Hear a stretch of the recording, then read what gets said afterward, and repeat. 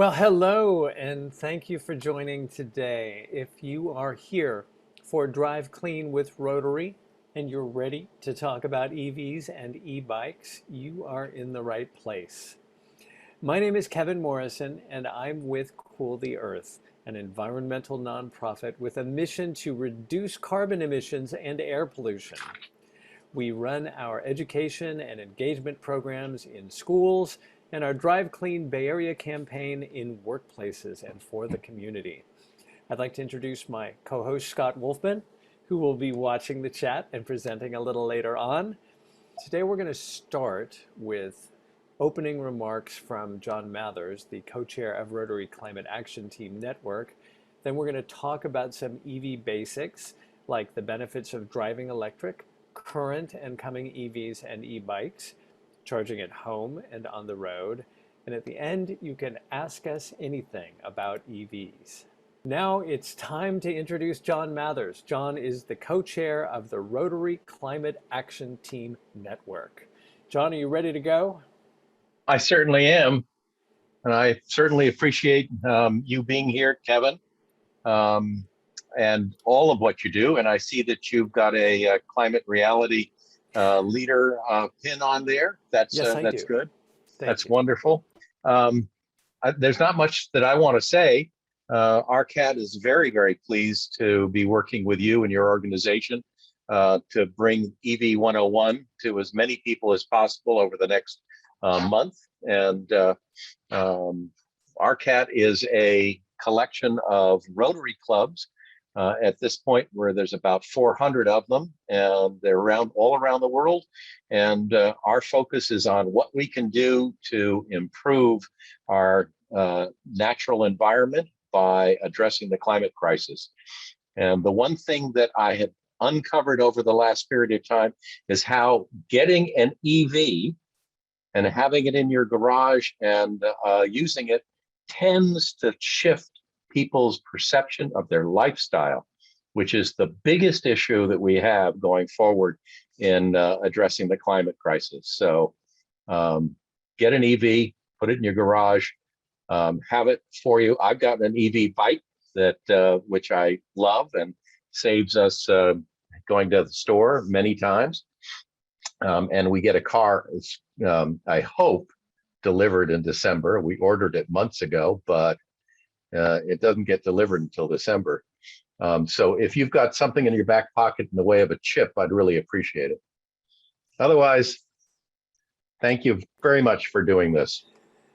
Oh, John, you are so welcome. It's such a delight to be part of the Rotary brotherhood and sisterhood here, just because there are so many good people doing so many good things in Rotary.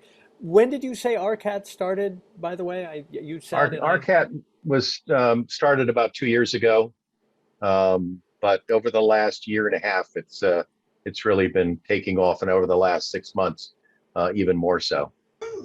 All right. Well, thank you again for having us, and we'll toss it over to Scott for why EV. Thank you, John, and thank you, Kevin. I appreciate it. Appreciate you being here tonight. So there are many benefits to driving electric.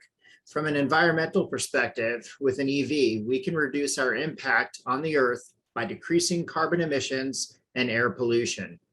Our passenger vehicles are the single largest source of emissions, representing up to 50% of your individual carbon footprint. When you switch from a gas car to an EV and plug into clean energy, you can cut your carbon footprint significantly. It's an impactful action, and we want everyone in.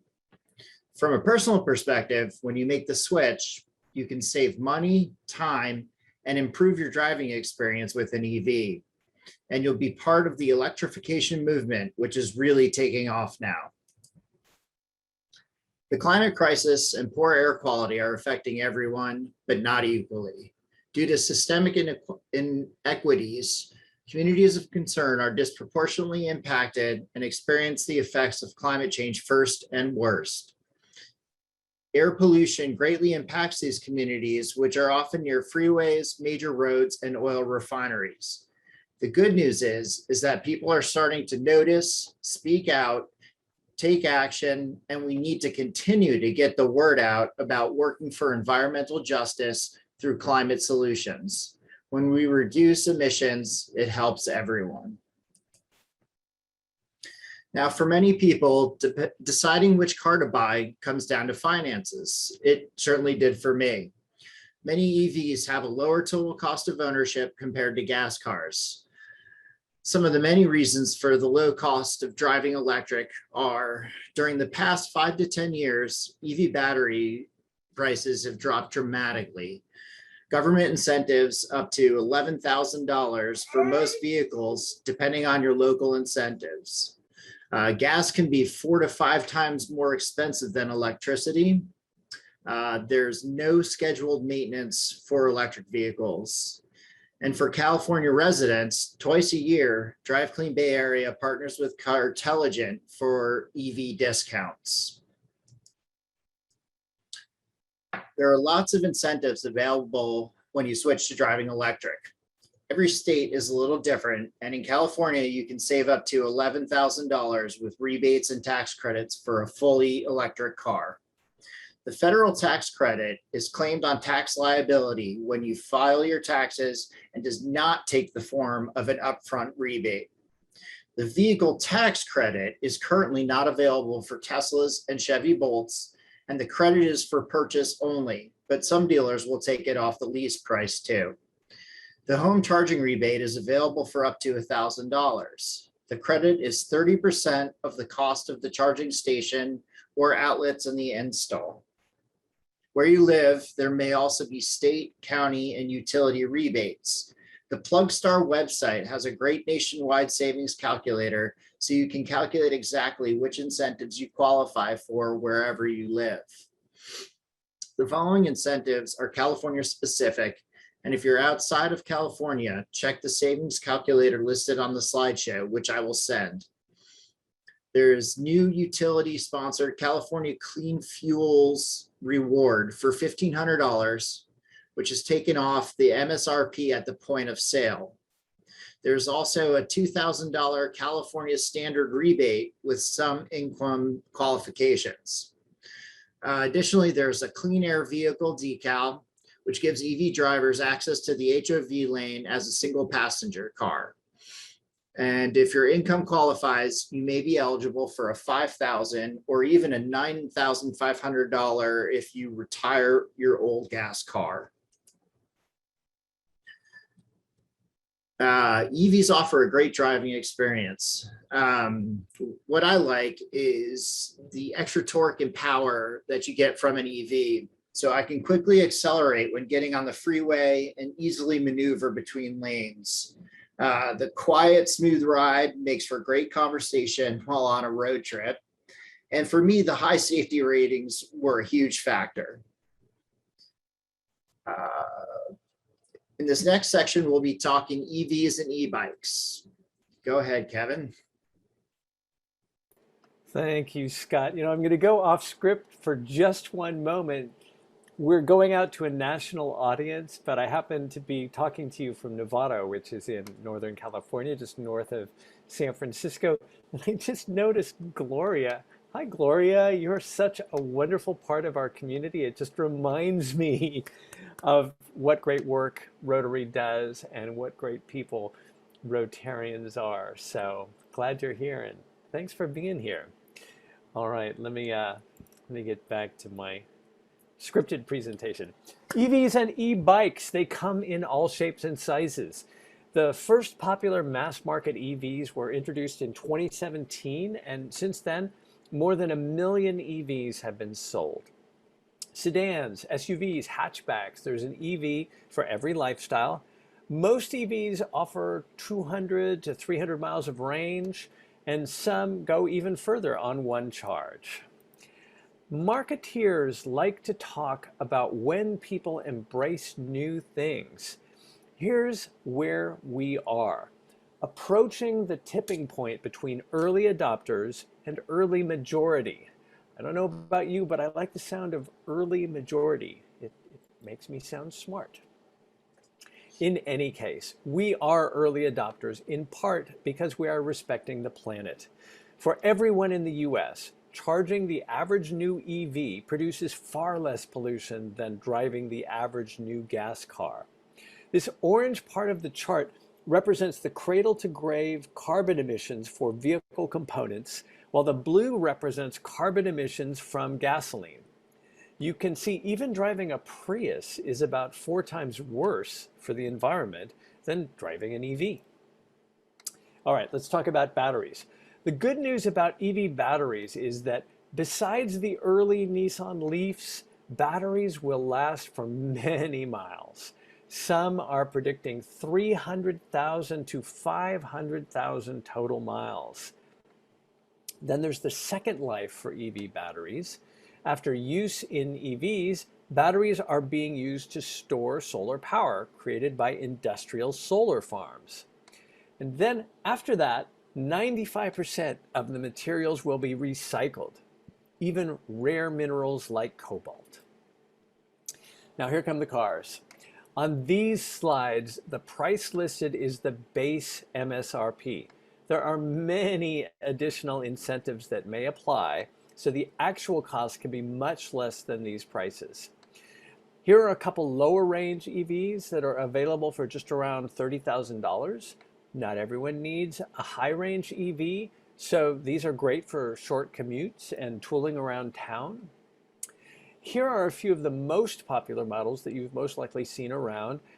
Both are available for less than $40,000 before incentives. By the way, in 2021, the average price of a new car in the US is $40,000. So these are very price competitive cars. The Hyundai Kona and Kia Niro are great crossovers. You've probably seen the all-wheel drive Tesla Model Y as well. All of these EVs offer very fast charging, which is great when you're on a road trip. The Model Y has an optional third row of seats and can fit 7 passengers, which is pretty good in that great looking car. In the luxury segment, there's the Audi e-tron, the Jaguar I-Pace, and the Polestar 2, a relative of Volvo. These are beautiful, safe cars, and we've seen lots of great deals on these particular EVs. The ID4 is just starting delivery in now, basically. You'll be seeing lots of these on the road, and you're actually going to hear about that from an ID4 owner shortly. When you lease or buy this car, you'll receive free fast charging for 3 years at the Electrify America charging networks. This is the first from the ID brand, and there will be more coming. This car came out a few months ago. There are more people who want this pony car than there are pony cars available, but production is ramping up. People say the Mustang Mach-E is a lot like the Tesla Model Y, but with the federal tax credit. That's $7,500 off the Mach-E that unfortunately you can't right now get with the Tesla Model Y. The Volvo XC40 is also a great SUV. You sit up high and it has a beautiful interior. Volvo, by the way, is going all electric by 2030. If you can't find an all-electric EV that works for you, there are many plug-in hybrids. If you plug in a PHEV, and PHEV, that stands for plug-in hybrid electric vehicle, every night, you will be able to cover a modest commute while driving all electric. And then you have your gas tank for road trips. The Honda Clarity, Prius Prime, and the Kia Niro PHEV are all great bargains.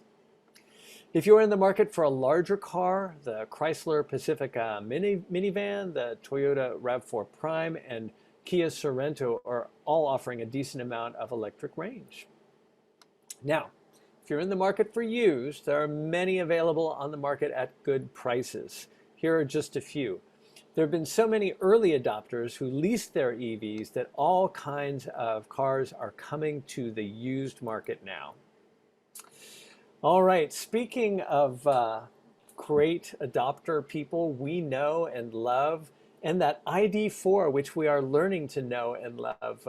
Scott, do you have a little insight into that? I do. Thank you, Kevin. Actually, I am a new leased owner of an ID4. I picked it up approximately 3 months ago, actually. Definitely an early adopter. Some of the things that I was really interested in, and that pointed me towards that vehicle were, first of all, savings. I feel that there's a great price and a great value from the ID4. The driving experience is excellent. Everything from the handling and the acceleration, just like I mentioned before, acceleration is really quick, it's very responsive, easy to get on and off the freeway. They just came out with the top IIHS safety rating for the ID4, which is important to me and my family, especially my dogs. And finally, just being environmentally green is probably the number one decision that made me go to an electric vehicle. So yeah, thank you, Kevin. Oh, no, thank you, Scott. And now, how do your dogs like the ID4, by the way? They're big fans, definitely. There's plenty of room in the back seats for humans or dogs. All right, glad to hear it. I'm looking forward to hanging out there with you and your dogs and your ID4. All right, so here are a couple of EVs coming soon. The Audi Q4 e-tron has a significantly longer range and a lower price than the current Audi e-tron. And there's the Nissan Ariya, which is coming early next year. Here are a few coming soon at around 45K. The Hyundai Ioniq 5 is the first Hyundai built exclusively as an EV, can charge 60 miles in 5 minutes and go from 10 to 80% charge in 18 minutes. It also has bidirectional charging, which adds resiliency during power shutdowns. That is, you can plug your house into your EV instead of vice versa, and they are taking pre-reservations now for that. If you're looking for a Beamer, we don't have the i3 on here. It came out in 2014 and it's been a big success, but now they're moving up to the BMW i4 and iX. And finally, Rivian, the new all-electric EV manufacturer. The Rivian SUV and truck offer excellent utility with a high range. We like the fact that Rivian answers the high consumer demand for both SUVs and trucks. Now, this slide, we keep this slide here because one of our colleagues loves this picture. It's the future of camping. There's an electric cooktop, an electric cooler, and it's all powered by the Rivian, which, it's kind of nice. It makes me want to go camping. That's saying something. By the way, trucks are on the way. Over 1 million people have ordered the Tesla Cybertruck, and we're especially excited about the Ford F-150 Lightning, which offers resiliency with bidirectional charging. Its battery alone weighs 1,800 pounds. Yeah, just the battery. It's basically a battery on wheels. The regular F-150 is the most popular vehicle in the United States, and we think the Lightning will be very popular, a game changer, we hope. If you're not in the market for an EV, let's go from that 1,800-pound battery on wheels to an e-bike, which might be right for you. Instead of hopping in a gas car, you can try commuting or running errands with an e-bike. E-bikes are fast and fun, and there are so many different types to choose from. 600,000 e-bikes were sold in 2020 in the US, a rate of about 1 every 52 seconds. Also, there may be rebates available where you live. You have to check our e-bikes page on our website for a link to national rebates. Speaking of e-bikes, our host, John Mathers, is a big fan of his e-bike, and he's going to share a little about that and his experience. John, what do you have to say about that? What a great picture, handsome gentleman. Can't even see his face. Anyway, yes, I use the e-bike for local grocery. You can't see behind my legs there, but I've got a couple of big packs where I can go to the grocery store, buy everything that's needed for a couple of days and bring it back. And then on mornings like this one, where I was out in the fog, go downtown, pick up a cup of coffee and a sweet, bring it back for Peggy and myself to enjoy. It's a wonderful way of getting out without feeling like I'm taking up too much carbon by driving by myself out to get something and then coming back. So this is, and also, I guess I should actually say it also is exercise. So it's the best of all worlds. My daughter has an EV bike that she uses every day with both of her children on it and the groceries. In the first month and a half that she had it in San Francisco, she put over 700 miles on it. I didn't think that was possible, but she has a little meter that tells her how far she's going. She's out there every day on this bike with her two kids, picking up groceries and doing errands. 700 miles in San Francisco is pretty amazing. If you don't know San Francisco, it's not that big. They usually say it's 28 square miles surrounded by reality. But John, thank you. That's amazing. I look forward to the day when I'm going to have an e-bike precisely because of the exercise. The people who say, "Well, you're just going to use the battery," they're right in the sense you are going to use the battery, but it really makes you work, right? Yeah. Absolutely. All right. So time for Scott to tell us a little bit about how to EV. Thank you again, Kevin. So one of the big concerns about going EV is always range anxiety. So people get worried about charging, but 90% of charging is done at home. So charging at home, there are two options. The first is an easy, no-cost solution, and it's ample for most people. You just plug your car into the charger that comes with your vehicle and a standard 120 volt outlet, which is just a normal 3-prong out or 2-prong with the whole outlet. It gives you up to 25 to 40 miles of charge in 8 hours, which is, typically overnight, and just enough to replenish your battery. People in the Bay Area drive an average of 23 miles a day. So this easy solution called level 1 charging works out great for most people. If you drive more than 50 miles a day, a good option is to see if you can charge at work. If that's not a possibility, you may want to purchase a home charging station for level 2 charging.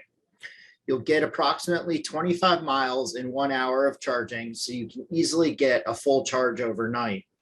The first step is to consult with an electrician, and we have an online resource in our buying and driving guide that will help you determine the right charging station. Now, charging away from home. There are also many level 2 public chargers available, so you can charge when you're around town or running errands. I like to charge, well, first of all, the Volkswagen, which I think we mentioned before, but it gets 3 years of free charging at Electrify America stations. So for me, the best place to go charge is look for an EA station, Electrify America station, and charge there for free. But even if I'm going to meet a friend for lunch or going to buy some groceries at Whole Foods, I can always plug in at a level 2 charger and quickly boost my my range up. When you're on a road trip, you'll want a fast charge with a level 3 charger, which is the fastest charging available. Different EVs charge at different speeds, so that's something that you need to be aware of. But on average, fast charging will get you about 70% of your battery charge in approximately 30 minutes. So on the road charging can be a 20 to 30 minute stop. As you can see, there are 3 standards for fast charging. One on the left is called CHAdeMO. The middle is CCS, and the third one is Tesla. The only new car that uses CHAdeMO is the Nissan Leaf, and Nissan is moving to the CCS standard. Besides Tesla, all other cars use the CCS system. If you're interested in level 2 charging at home and you already have a 240 volt outlet, which is typically the same outlet that powers your dryer. So a smart splitter can be useful in that kind of situation. Smart splitters are 240 volt safety devices that can be used for your home EV charging and appliance setup. The two primary uses for a smart splitter, that's a tongue twister, are to share a circuit with an appliance like your clothes dryer, or to share between two EVs. Once you start driving electric, it's ideal to charge your EV from rooftop solar. There's a federal tax credit available this year for 26% of the install cost. It's a great feeling to charge your car from the electricity that you generate from your own solar panels. For more resilience, you may want to consider battery for storage. If you're not ready for solar, you can choose a clean energy plan from your utility, so you're charging your EV with clean energy from the sun and wind. In addition, your utility may offer a special reduced EV or time of use rate, so you pay less for electricity during certain times of the day. In the Bay Area, off-peak time is from midnight to 3 in the afternoon. So peak time is from 4 to midnight. So there are several EV charging solutions for people who live in multi-unit buildings, and more solutions are on the way. If a charging station is not available, people charge by plugging into a standard 120 volt outlet if available. People have been known, I'm not recommending this, but to run an extension cord out their door or their window to their car. People also charge at work or charge at public fast chargers. So again, the fast chargers can get you about 70% of your battery in 30 minutes. Approximately 90% of Californians now live within 15 miles of an Electrify America ultra-fast charger. And also Biden's infrastructure plan includes 500,000 new charging stations in the US. If there is not one near you now, one is definitely on the way. EV Match provides charging access with a peer-to-peer network for charging. It's sort of like the Airbnb of charging. So you can download their free app to share your charger or find and reserve charging. You can lobby your property owner to install standard 120 volt outlets in their parking space and agree to a flat monthly rate like $10 or $20 a month, depending upon how much you charge. And there are many advancements coming, such as smart outlets. Smart outlets offer an affordable way for EV owners to charge their vehicles in a shared space. These smart outlets monitor the electricity you use to charge your EV, so you can reimburse the owner for that power. Orange Charger and Plugzio are two products that are currently in beta testing mode and on their way. Now, taking a road trip is getting easier all the time. Thousands of public charging sites, you can see the map on the screen. Sorry, I lost my train of thought. Provide fast charging using apps like PlugShare. It's an easy way to plan a trip and find chargers along the way. You can map out your trip on your computer or on your phone before you head out on your trip and use the app when on the road. Electrify America, EVgo, and ChargePoint all offer app or card-based stations, making it easy to tap and charge and go. And that's with an NFC-enabled phone, which many current phones allow you to do. With public charging, we recommend that you practice a few times locally before you get out on the road. It's definitely a little intimidating at first. And when taking a road trip, many hotels offer free level 2 destination charging, so you can charge while you're there. When I stay in an Airbnb or a Vrbo, I've asked the property manager if I could charge while I'm staying, and I pack an extension cord and keep it in my trunk. So I'm able to use just a 120 volt outlet from the Airbnb, which is very convenient. Some people are worried about having an EV because of power shutdown, but EVs can actually help during a power shutdown. You can plug an inexpensive 300-watt inverter, which typically costs about $30, into the accessory port and power up small appliances like cell phones, laptops, fans, and LED lights. The technology around inverters is advancing quickly, and there are several companies working on vehicle-to-home energy management systems. So as you can imagine, when you come home at the end of the day, electricity is expensive and not clean.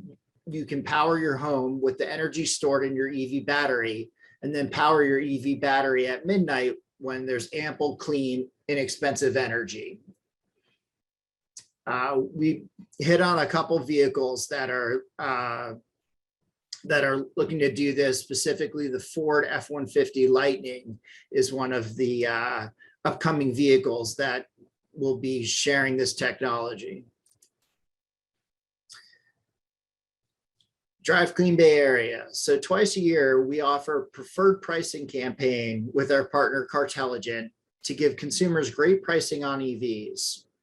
We are currently offering EV discounts through October 15th on 3 vehicles: the Volkswagen ID4, the Audi e-tron, and the BMW X5, which is a PHEV, plug-in hybrid.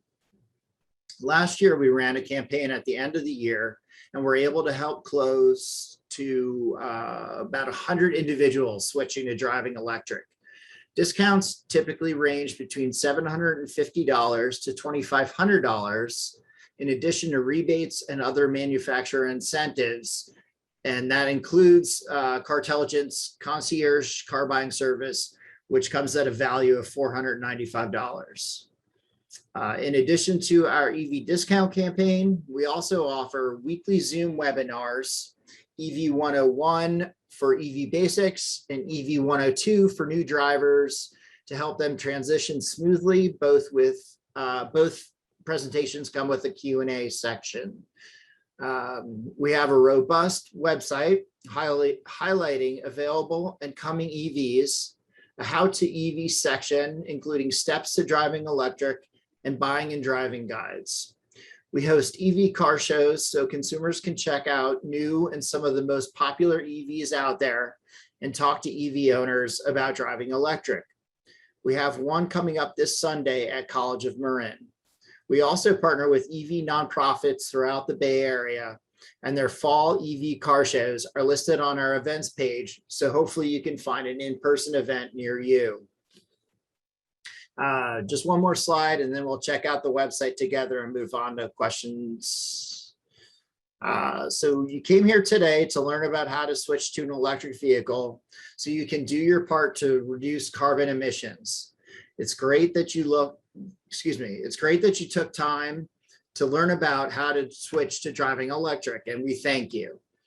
Can I ask for your help? We can all remember our blue skies and clean air last year when people stopped driving. If you can make the switch to driving electric now, we're here to help. The sooner, the better. If you're not ready now, can we have your support by pledging to make your next car electric? Our biggest ask really is please just don't buy a new gas car. It will be on the earth emitting carbon and air pollution for approximately 12 to 15 years. This program today is free, and we'd like to continue to offer free programming. If you're able to help, can we ask for your support by donating to our nonprofit? So again, I'd like to thank Rotary for bringing this event to member groups all over the United States, and Electrify America for sponsoring this event. Kevin and I will take your questions now.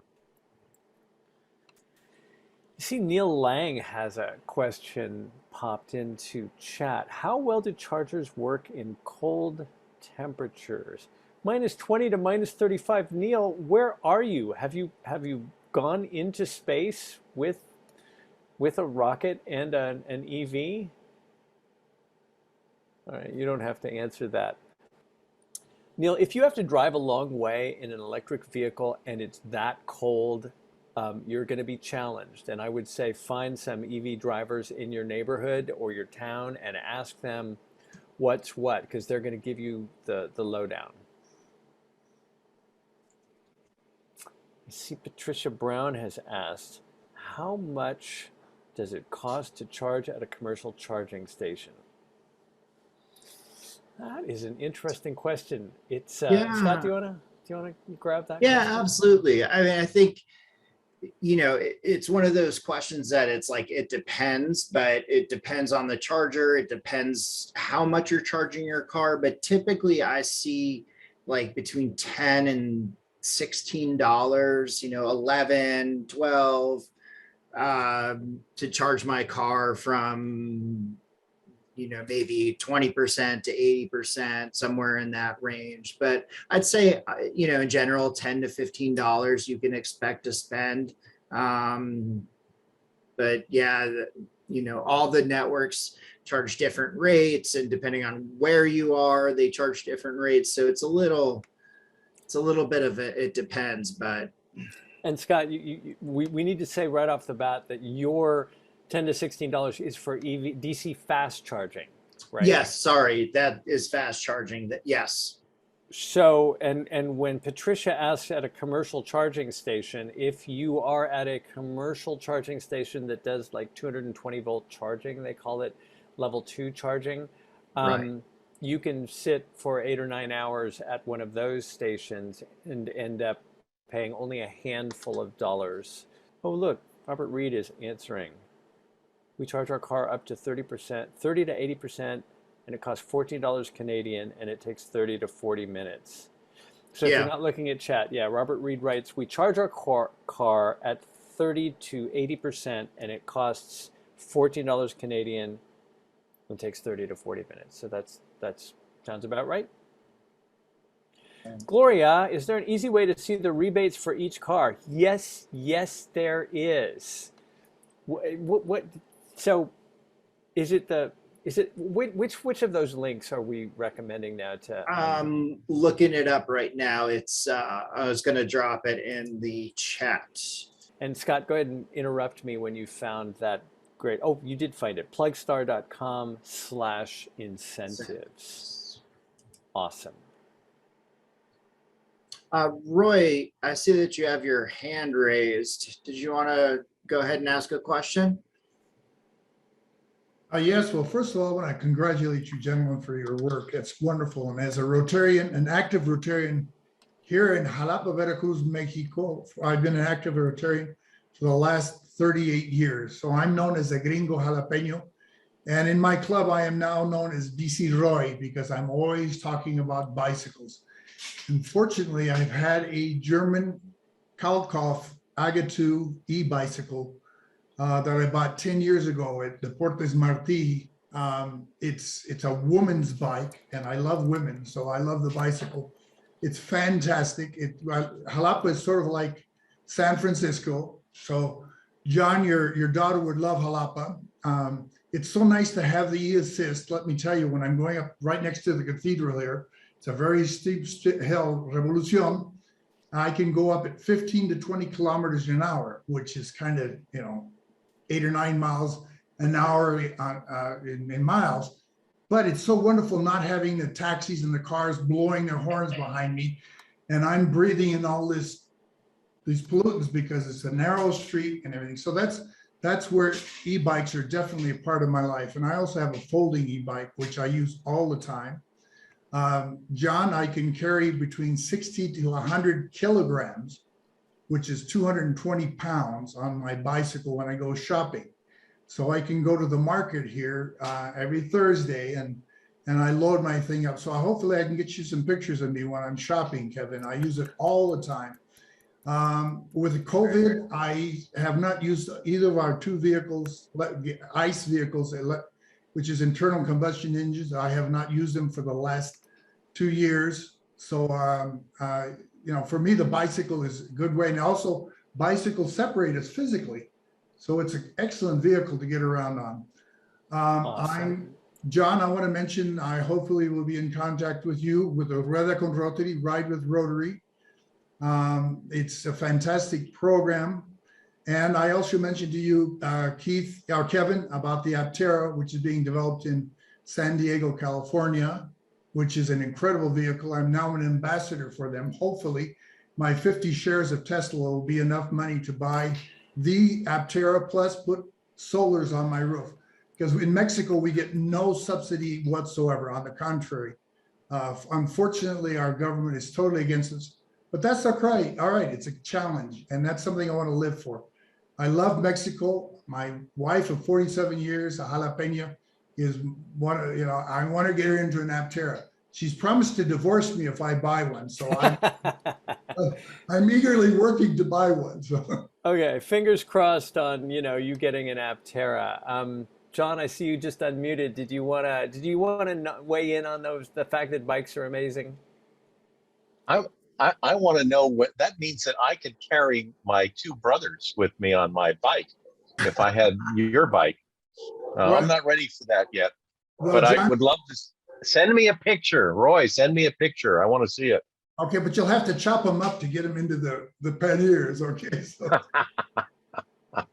I see that Patricia just put a question in the chat. And Roy or John, you might want to take this one. Do e-bikes come with multiple seats? Now, wait, do you mean bicycle built for two, or do you mean customizing your seat, your saddle? Well, I can speak for my daughter. My daughter has a space on the back for one child or two. It's big enough for two. Or she has one in front of her. And then she's got some kind of saddlebags that can also be loaded up, probably with 200 pounds worth. But she is on it every day, going to various different, anyway, yeah. So yes, you can buy any configuration almost, and they all work. Yeah, there are tandem e-bikes. I've seen some on the internet. So. Oh, heck yeah. And then there's, the EV delivery bikes that people are customizing because they just want to go with their kids down to wherever and also run errands. There's a lot happening. I went to my grandson's 4th birthday in the park, Golden Gate Park, and there were maybe 40 people there. 20 or 25 kids, and 9 EV bikes, and most of them could carry multiple children. So are you in California? Yep, Mill Valley. Okay. Well, hello. All right then. We want every city to be like Mill Valley in so many ways. That's right. And Kevin, be sure to remember us old folks like me. I'm 71. I weigh 115. Shut up. I weigh 115 kilos. And the e-bike has extended my useful cycling life, hopefully for another 5 or 10 years. If you go to Europe, that's all you see now. Anybody over 60 has an e-bike. I mean, it's just gone bonkers. So, dude, you're looking good. You're looking good for 70 something. I'm just saying. We all want to be like you. Okay, Roy. Martin Schulman, I'm 75. I see you raising your hand, Martin Schulman. What do you want to say, man? Yeah, so I've had a great experience with electric vehicles, and but I am very interested in e-bikes. 2 questions. Do we know of a clearinghouse that actually rates them based on their features and safety? And second is, I'm in the New York City area. I live right on the Hudson River in Nyack. And we're known for possibly just being maybe under the level of civilization that's acceptable when it comes to driving. It's clearly a dog-eat-dog atmosphere from speaking, driving, taxi, crossing the street, you name it, nobody cares. So are these things more maneuverable, less maneuverable? Because I'd be frightened on a regular bike if I was driving in Manhattan, but on an e-bike, I know there are statistics on accidents of scooters, I'm wondering how maneuverable they are on semi-local streets. Well, Martin, could I suggest you going on the YouTube? There's an excellent page, an excellent site called Propel, Propel. It's excellent. He's a New Yorker. He's been selling e-bikes in New York for over 10 years now. And there are excellent videos with suggesting how to. There's also street films. There's a lot of, there's infinite information on the internet. So go ahead and check that out. I highly recommend it for you. And Thanks, Roy. yeah, New York is a great place to bike. Once you get on an e-bike, I can tell you. All right, Scott, shall we wrap up? I think we should. With applause for you all. Yeah. Thank you so much for being here. Thank you to Rotary. Thank you to our sponsors. And most of all to you. Yeah, we'll see you again either on Zoom or in real life, or maybe we'll just all have to meet in Mexico.